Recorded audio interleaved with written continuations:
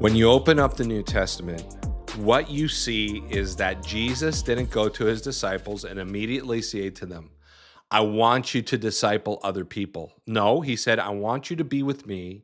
I want you to be discipled, and I'm going to teach you how to go out and to help someone else.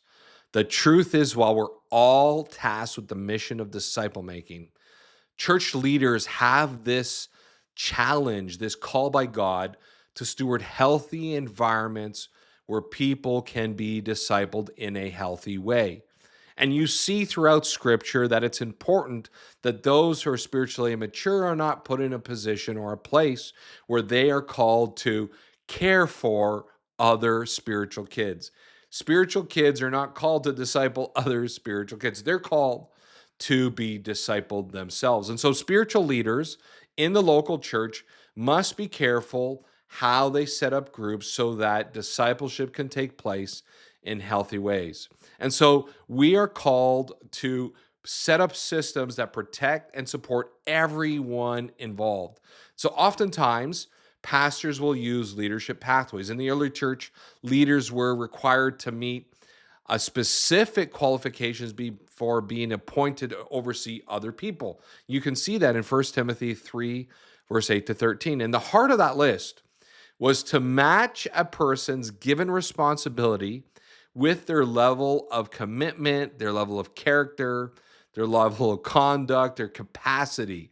And so we want both the leaders and the group to experience a thriving situation. Here's a summary of those passages. See, when it comes to 1 Timothy 3, verse 8 to 13, you see that leaders are called to be people of commitment. They need to be people who lead and they show authentic commitment to following Jesus, being baptized, aligning with the church community's mission, vision, and convictions. Another marker of a good leader is that that leader is a person of character. It means they're not perfect, but the Spirit of God is producing the fruit of the Spirit in their life. Joy, love, and patience, and peace, and kindness, and goodness, and gentleness, and self-control. And it's displayed through generosity, and modesty, and sobriety. You see all these words, they show up in 1 Timothy, the passage that we referred to. Commitment, character, and the third area is conduct. And those who lead others are called to model healthy relationship with God-honoring marriages at home, God-honoring children who imitate their parents' faith, and within the church, relationships that there's no controversy around their life. There's no controversy in the community or the workplace. They've got a good reputation.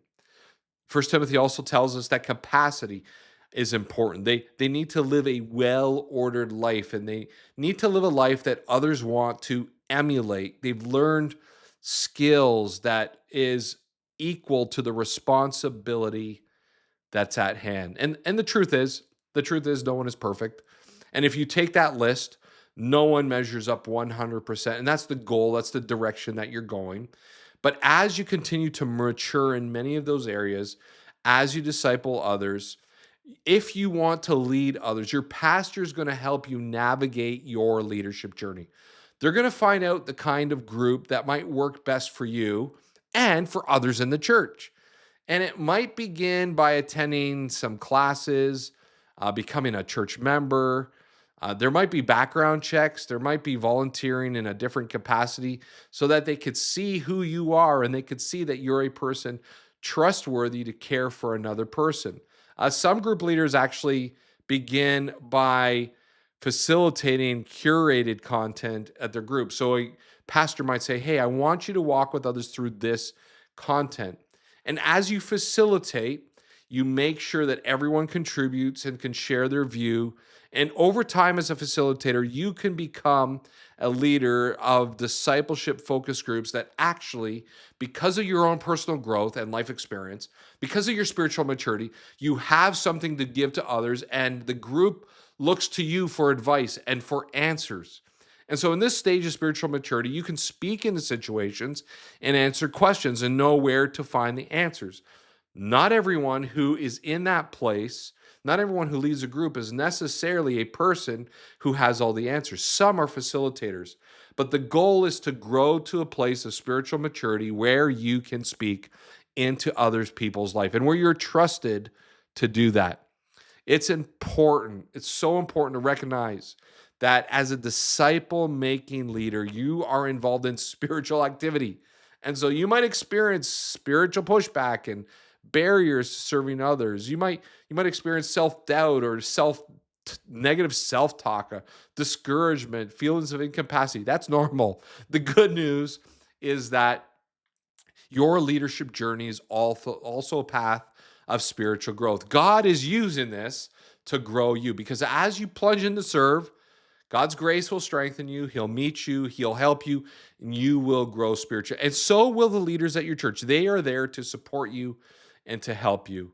Sometimes we might be, tempted to just want to gather some friends and discuss the Bible or do an activity. But then as you learn about all the things you need to do to make your group official, you're going to ask the question, do I really need to do that? And so it might be tempting to skip the process, but the wisdom that is found in aligning and coming under your church's leadership pathway is so important to understand. There's so many different ways that your church will support you. Number one, they are going to support you in understanding group dynamics and things that arise within your group. They're going to help you in providing care for people who face hardship. They can often, church leaders often offer counseling or referrals to long-term counselors and community services. A pastor and a leader is going to help you with questions that might arise or challenges that might arise. And sometimes you might feel an obstacle on your own, but a church leader can help provide you the spiritual support that you need, as well as give you opportunities of places that your group can serve. In addition, your church was going to provide protection and accountability both for you and those that you are entrusted to lead. There's spiritual protection for sure, but there's also legal protection. You don't want to leave yourself open to, in this day and age, personal liability when you do things on your own. And you also want longevity. You want that if anything would happen, that there is a support network that can help you no matter what goes on, whether you're transitioning or whether you experience such incredible growth and need leadership development. See, within the context of a church, not only do you get support, not only is there protection, but there needs to be community. Because when you're a part of leading a group and discipling others in the context of your church, you're going to be part of a spiritual community of leaders that connect and get resources. As you grow with other leaders, you're going to learn together, learning from one another, and you'll get access to more resources to actually help serve your group. So I'm so excited that you are on this leadership journey.